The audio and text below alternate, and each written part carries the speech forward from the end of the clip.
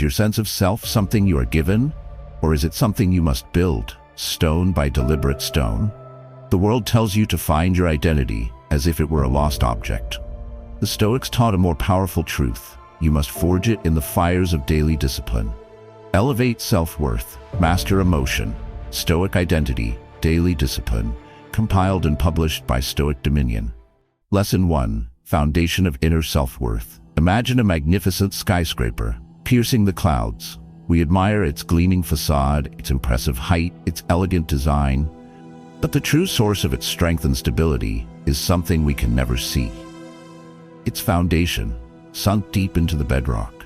Without that solid, unseen base, the entire structure would collapse in the first storm. Your self-worth is this skyscraper. The inner conflict we face is the temptation to focus all our energy on decorating the facade. Our job title, our income, our social status, our physical appearance, while completely neglecting the deep, internal foundation upon which everything else rests. We want the world to admire our building, so we polish the windows while the foundation cracks. The fundamental problem with building your self-worth on external achievements is that you are building on sand. These things are, by their very nature, impermanent and outside of your complete control. You can lose a job, your wealth can diminish, your reputation can be unfairly tarnished, and your physical looks will inevitably change. When your sense of worth is tied to these externals, any loss or failure is not just a setback. It becomes a catastrophic crisis of identity. You are not just a person who lost a job. You feel you are a failure. This creates a life of quiet desperation and intense anxiety, a constant, fragile dance to protect a facade that you know, deep down, is vulnerable to the slightest tremor of fate. The transformative solution is to consciously decide to stop decorating the facade and start excavating the bedrock. You must build your foundation of self-worth on the only material that is truly yours and can never be taken away: your character. The core Stoic idea is that virtue is the sole good. Your capacity for courage, justice, temperance, and wisdom is the only true measure of your worth. Unlike your job or your bank account, your character is entirely within your control. By making your character the source of your self-worth, you build a foundation that is immune to the storms of fortune. You are no longer judged by what you have, but by who you are. This is the ultimate source of unshakable confidence. You can begin excavating this foundation with powerful, actionable practices. The first is to implement an inner scorecard. At the end of each day, take a journal and rate yourself, not on your productivity or accomplishments, but on your character. Ask yourself, where did I act with courage today, even when I was afraid? Where did I act with justice and fairness, even when it was inconvenient? Where did I practice temperance and self-control? Where did I choose the wise and rational path over the easy, emotional one? This practice shifts your focus from external validation to internal virtue. The second step is to consciously separate your identity from your roles. Repeat to yourself, I have a job, but I am not my job. I have possessions, but I am not my possessions. This creates a mental distinction between the transient roles you play and the permanent character you are building. The benefits of building this inner foundation are the benefits of true, indestructible resilience. When setbacks occur, they will no longer threaten your core identity. You will be able to face failure with grace, knowing that it does not diminish your true worth.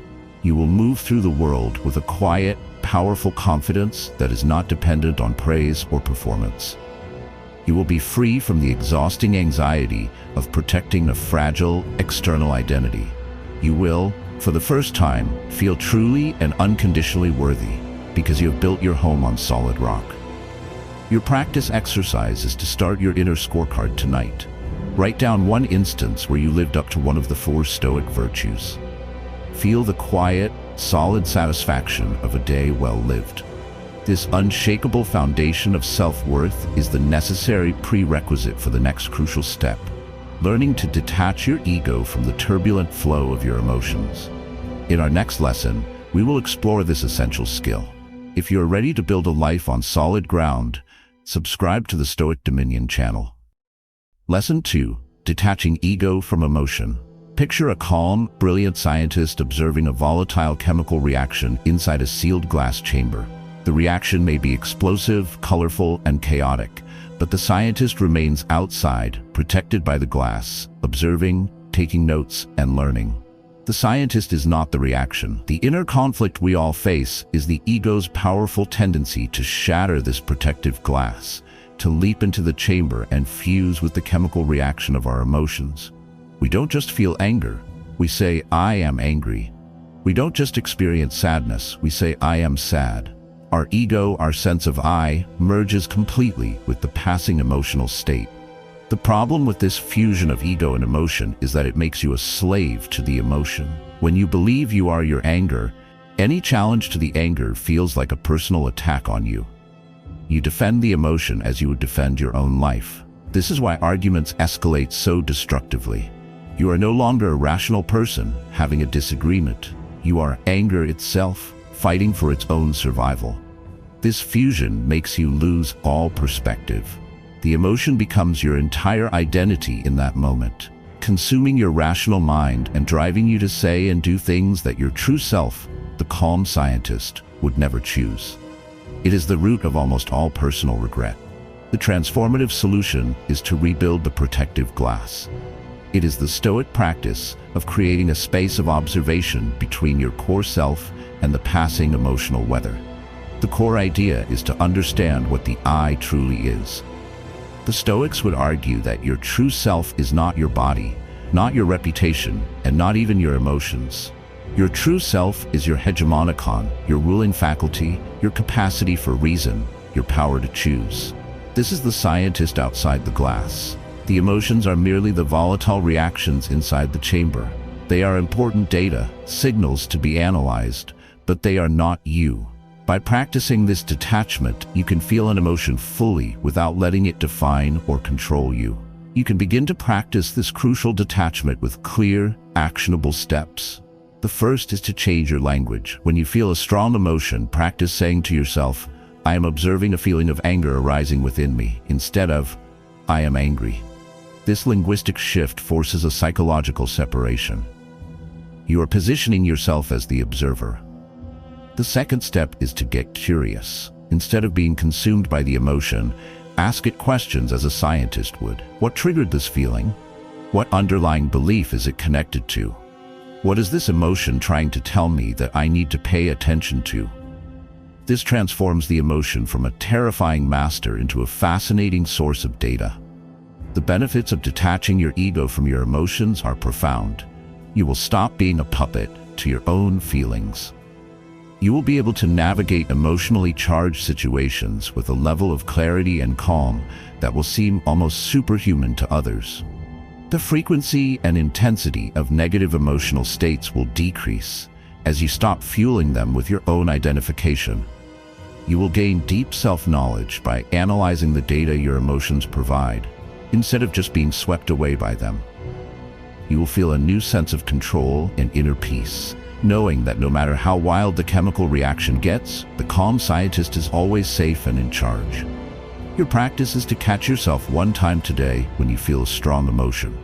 In that moment, pause and internally say to yourself, "I am the scientist, not the reaction." Feel the space that this creates. This detachment is not a passive retreat. It is an active stance that is reinforced by the identity you consciously build, one deliberate action at a time. In our next lesson, we will explore how to build this Stoic identity through your daily actions. Please comment below with one emotion that you find it hardest to detach from. Lesson 3. Building identity through daily actions.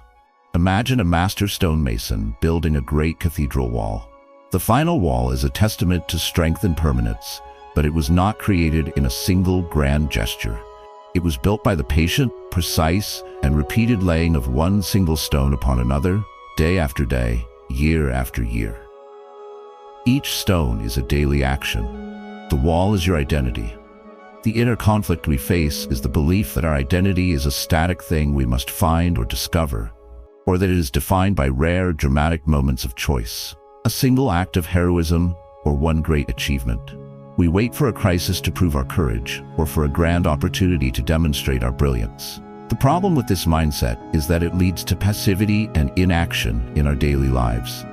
If you believe your identity is defined by grand gestures, then the small choices of today seem insignificant. What does it matter if you cut corners on a small task, tell a white lie, or skip a workout? These are just small stones. But the truth is, these small stones are the only building materials you have. A life lived waiting for the grand moment is a life of unbuilt walls. Your identity is not what you would do in a crisis. Your identity is what you are doing right now, in this seemingly ordinary moment. In the absence of a major test, your character is revealed in the mundane. The transformative solution is to understand and embrace the profound truth that your identity is forged in the crucible of your daily habits. You are not what you think or what you say. You are what you repeatedly do. The core idea, echoed by Aristotle and perfected by the Stoics, is that excellence is not an act, but a habit. A Stoic identity, one of discipline, courage, and wisdom, is not something you are born with. It is the cumulative result of thousands of small, virtuous choices. The stonemason becomes a master not when they lay the final stone, but through the process of laying each stone with care and precision along the way. Your identity is the sum of your actions. You can begin to consciously build your identity with a powerful Stoic technique, identity-based habits. This involves a crucial shift in thinking. Don't try to be a disciplined person. Instead, decide and declare, I am a disciplined person. This is now your chosen identity. Then, throughout your day, constantly ask yourself, what would a disciplined person do in this situation? Would a disciplined person hit the snooze button, or would they rise? Would they choose the easy distraction or the difficult, meaningful task? This framework turns every small choice into an opportunity to reinforce your chosen identity. You are no longer just going to the gym. You are acting in alignment with your identity as a disciplined person. Each action becomes a vote for the person you want to be. The benefits of building your identity this way are immense. You will eliminate the inner conflict between your actions and your aspirations. Your life will become a coherent and powerful expression of your chosen values. You will build a deep and authentic confidence, because it will be based not on wishful thinking, but on the undeniable evidence of your own daily actions. You will become the person you want to be, not by waiting for a miracle, but by laying one perfect stone at a time. Your practice is to choose one identity you wish to embody. I am a patient person. I am a person of integrity. I am a courageous person. For the next 3 days, at every relevant choice point, ask yourself, what would a patient, courageous person do here? And then do that. This deliberately built identity is not just for calm times. It serves as your unshakable anchor when chaos erupts. In our next lesson, we will explore how to maintain emotional control in the midst of chaos. If you're ready to start building your best self, hit the subscribe button for Stoic Dominion. Lesson 4. Emotional control in chaos. Imagine a veteran ship's captain caught in a hurricane. The wind howls, monstrous waves crash over the deck, and the ship groans under the strain. The crew is in a panic. The captain, however, stands at the helm, calm, focused, and resolute. He is not without fear, but his fear does not control him. His identity, forged over thousands of hours at sea, is that of the captain, the one who holds the course. This identity is his anchor in the storm. The inner conflict we face is that when chaos strikes in our lives, a financial crisis, a health scare, a relationship breakdown, our carefully constructed sense of self can shatter, and we lose control, succumbing to the panic of the storm. The problem is that in moments of chaos, a loss of emotional control is a catalyst for disaster.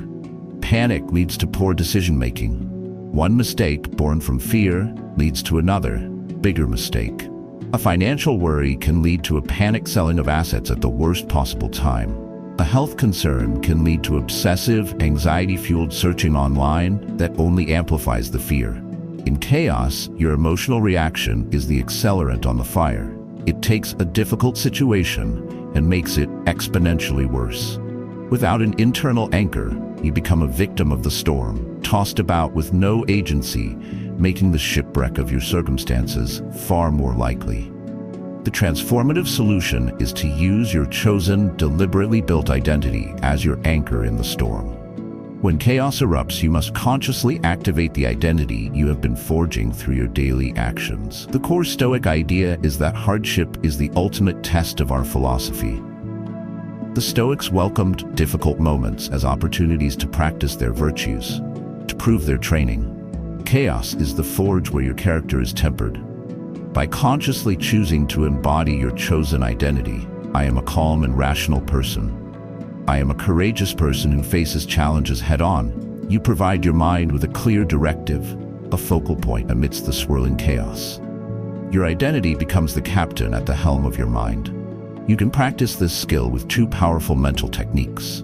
The first is the view from above, a favorite meditation of Marcus Aurelius. When you feel overwhelmed by chaos, close your eyes and visualize yourself floating up, out of the situation. See yourself, the room, the building, the city, the country, the planet, all as a tiny speck in the vastness of the cosmos.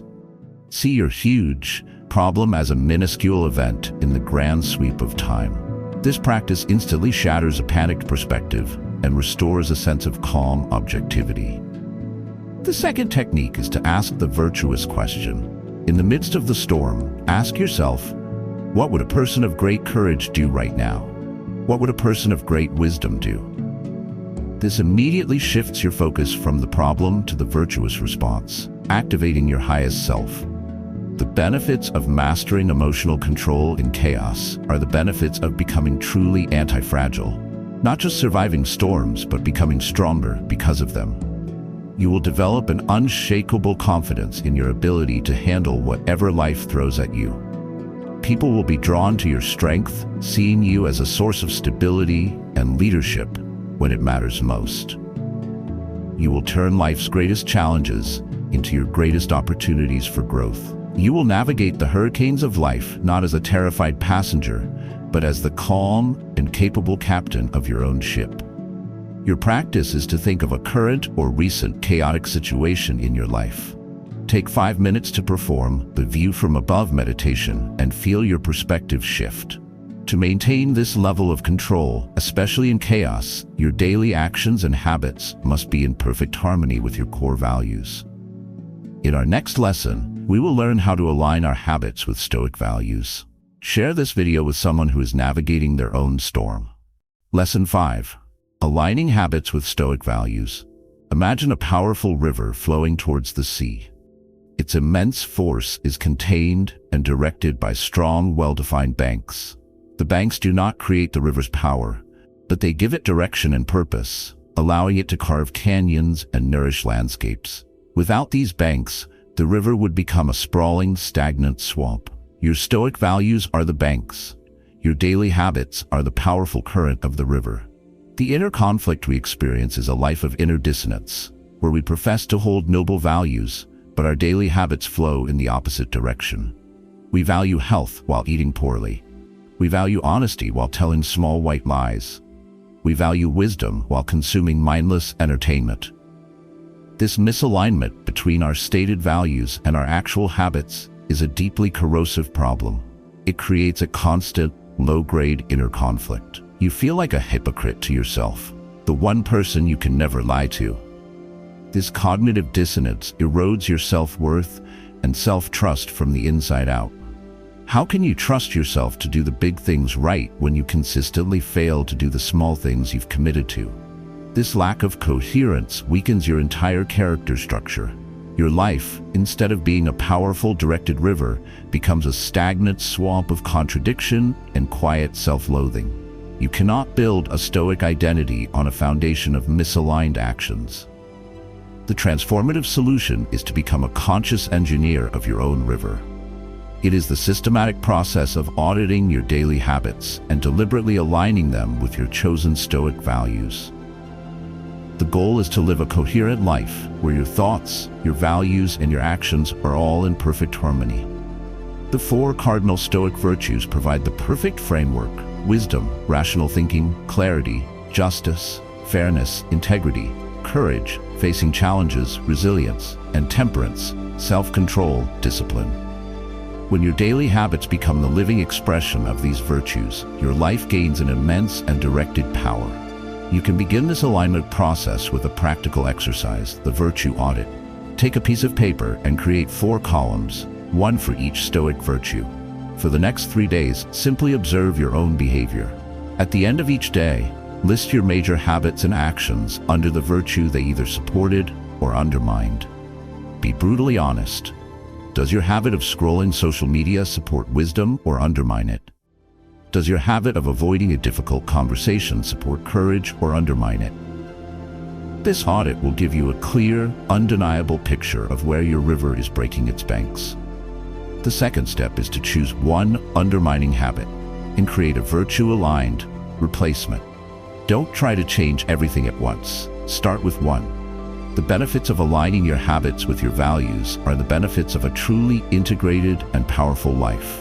The inner conflict will dissolve, replaced by a sense of wholeness and integrity.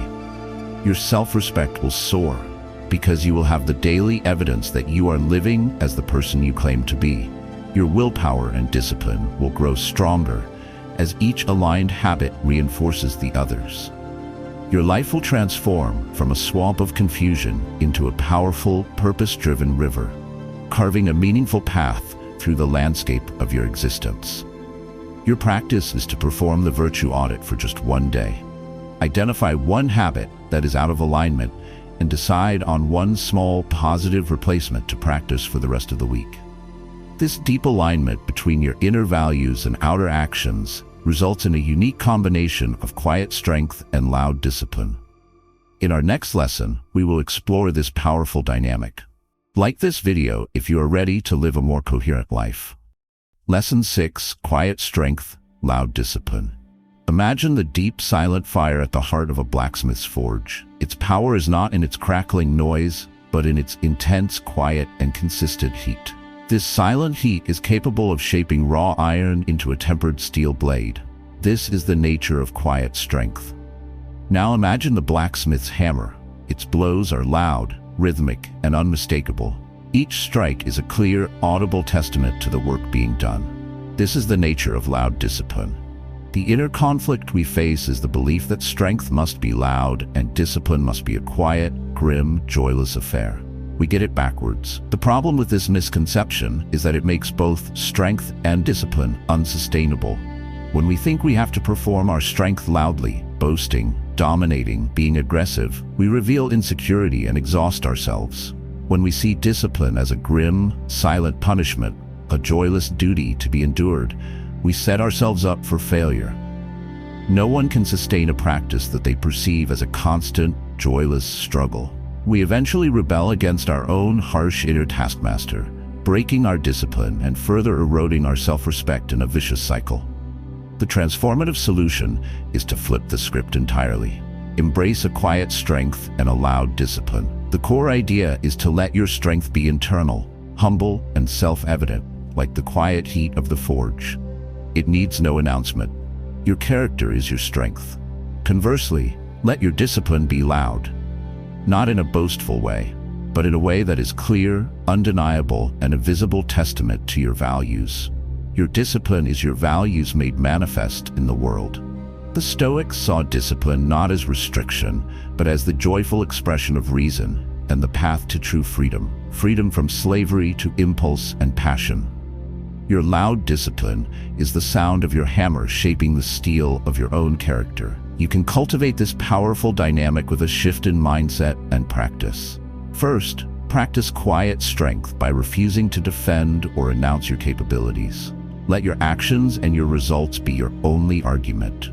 When your strength is questioned, meet the challenge with calm competence, not with loud protestations. Trust that true strength is self-evident. Second, practice loud discipline by making your commitments clear and your actions consistent. This means being unapologetic about your standards. It means saying, "I can't, I'm training in the morning," or "I don't participate in gossip," without shame or excessive explanation. Your consistent actions should ring out as clearly as a hammer on steel. Finally, learn to celebrate the act of discipline itself. After you choose the difficult, virtuous path, take a moment to acknowledge it internally. feel the deep, satisfying pride of self-mastery. This creates a positive feedback loop that makes discipline a joy, not a chore. The benefits of this approach are a powerful and sustainable path to self-mastery. Your quiet strength will command deep and genuine respect. Your loud, consistent discipline will inspire others and provide undeniable proof of your character. You will break the cycle of grim discipline and rebellion, replacing it with a joyful, energetic pursuit of your highest self. You will become the master blacksmith of your own soul, silently strong at the core, with every action ringing true. Your practice is to identify one of your disciplines. For the next week, practice it loudly, not by talking about it, but by acting with unapologetic consistency and taking a moment to feel the deep satisfaction after each successful action. This combination of quiet strength and loud discipline is the practical daily process of living as your highest self. In our final lesson, we will explore what it means to fully embody this ideal. Subscribe to Stoic Dominion to finish this journey strong. Lesson 7. Living as your highest self. Imagine a master sculptor who has been working for years on a block of marble. With the final, precise tap of the chisel, a flake of stone falls away, and the finished masterpiece is revealed. The powerful, graceful form that was, in a sense, always waiting inside the stone. The sculptor's work was not to create something from nothing, but to remove everything that was not the masterpiece. This is the process of living as your highest self. The inner conflict we face is seeing our highest self as a distant future destination, a perfect version of us that we may one day reach if we are lucky. We see it as something to achieve, rather than something to embody. This perspective is a problem because it makes virtuous living an intimidating, far-off ideal rather than a present-moment possibility. If your highest self is a future destination, then you can always excuse your current, lesser actions. I'll be more courageous when the stakes are higher. I'll be more disciplined when I have more time. It allows for a perpetual gap between who you are and who you want to be. It makes the pursuit of virtue a theoretical exercise, not a practical, daily reality. It keeps the masterpiece trapped inside the uncarved stone of your potential. The transformative solution is to understand the profound Stoic truth that your highest self is not a future goal to be attained, but a present moment choice to be made. Living as your highest self is not about reaching a state of perfection. It is about the choice you make in this moment, with this action. In any given situation, you have a choice between a higher response, one guided by wisdom, courage, justice, and temperance, and a lower response, one guided by fear, anger, pleasure-seeking, and ego. To live as your highest self is simply to consistently choose the higher response, right here, right now. This is the culmination of Stoicism. It is eudaimonia in practice, flourishing through virtuous action in the present. The actionable step to embody this ideal is both simple and profoundly challenging. It is to adopt the ideal self question as the operating system for your life. In any moment of decision, whether large or small, pause and ask yourself this one question. What would the highest, most virtuous version of myself do right now? Let that question be your guide. Would the highest version of you scroll mindlessly or read a book? Would they engage in gossip or would they walk away?